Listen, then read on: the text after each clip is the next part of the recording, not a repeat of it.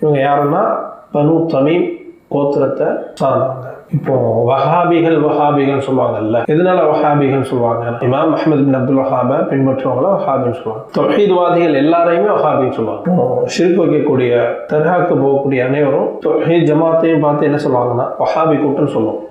மற்றவங்க என்ன செய்வாங்கன்னா நம்மளையும் சேர்த்து வஹாபிகள் கூட்டம்னு சொல்லுவோம். எதனாலன்னா இமாம் அஹ்மத் பின் அப்துல் வஹாப் அவங்கள பின்பற்றுறதுனால வஹாபிகள்ன்றாங்க. எதனால அவங்களோட நம்மளை சேர்த்து சொல்றாங்கன்ட்டு ஒன்றும் புரியல. ஏன்னா நம்ம என்னைக்குமே அதிகபட்சமாக சொல்லக்கூடியது என்னது சஹாபாக்களை பின்பற்றுதல் தான் சொல்கிறோம். இமாம் அஹ்மத் பின் அப்துல் வஹாபை பின்பற்றோன்னு எங்கேயுமே நம்ம சொல்லலை. யார் அதிகமாக பின்பற்ற சொல்கிறோம்? சஹாபா தான் ஈமானுடைய. சஹாபாக்கள் காலத்தில் இல்லாத ஒரு மார்க்கம் புதுசாக உருவாகாது. சஹாபாக்கள் காலத்தில் எது மார்க்கமாக இருந்துச்சோ அதுதான் மார்க்கம். வேறு எதுவுமே புதுசாக மார்க்கம் கிடையாது. அப்போ நம்மளை வஹாபிகள் சொல்லதுக்கு போல சஹாபிகள் தான் சொல்லணும். சஹாபாக்களை பின்பற்றதுனால காரணம் என்ன இருக்கும்? ஏன்னா நபி ஸல்லல்லாஹு அலைஹி வஸல்லம் அவங்களுடைய காலத்துக்கு அப்புறம் நிறைய வருடங்கள் கழிஞ்சு மக்கா, மதினா, ரியாத், இப்போ தான் ரியாத், முன்னாடி ஹிஜாஸ் ஒவ்வொரு பகுதியை சொல்லுவாங்க.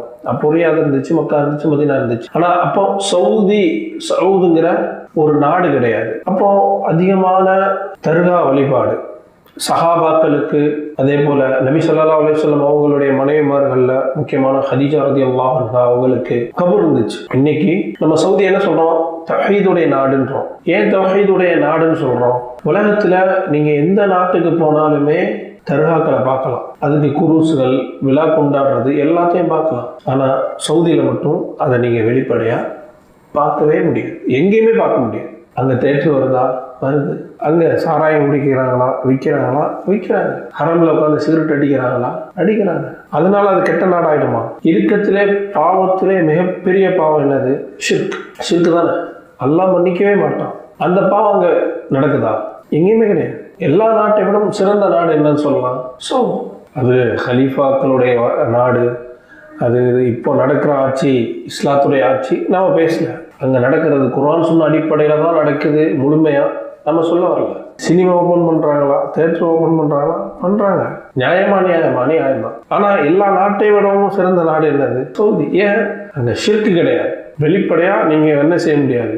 ஷிர்க் வைக்க முடியாது. ஆனால் நீங்கள் மற்ற நாடுகளுக்கு போய் பார்த்தீங்கன்னா அவங்க கைகளாலேயே அந்த நாடை நாசமாக்கியிருப்பாங்க. அந்த அளவுக்கு மோசமாக இருக்கும் அரபு கண்ட்ரிஸ். சவுதியில் வெளிப்படையாக நீங்கள் ரொம்ப மோசமான ஆடைகளை பார்க்க முடியுமா பெண்கள்கிட்ட? முடியாது. வீட்டுகளில் வேணால் இருக்கலாம். ஆனால் மற்ற நாடுகள் அரபு கண்ட்ரியில் ஈராக்காக இருக்கட்டும், ஈரானாக இருக்கட்டும், புகழ்ந்து பேசக்கூடியவங்க ஈராக், ஈரான், ஷாம் இதெல்லாம் பேசுவோம். அங்கெல்லாம் பார்த்தீங்கன்னா மேற்கத்திய கலாச்சாரம் முழுமையாக.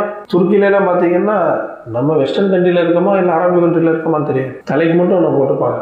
அப்போ அதிகமாக இன்னும் குர்ஆன் சுன்னாவுடைய சட்டம் நிலைநாட்டப்படக்கூடிய நாடுகளில் மிக முக்கியமான நாடு சவுதி.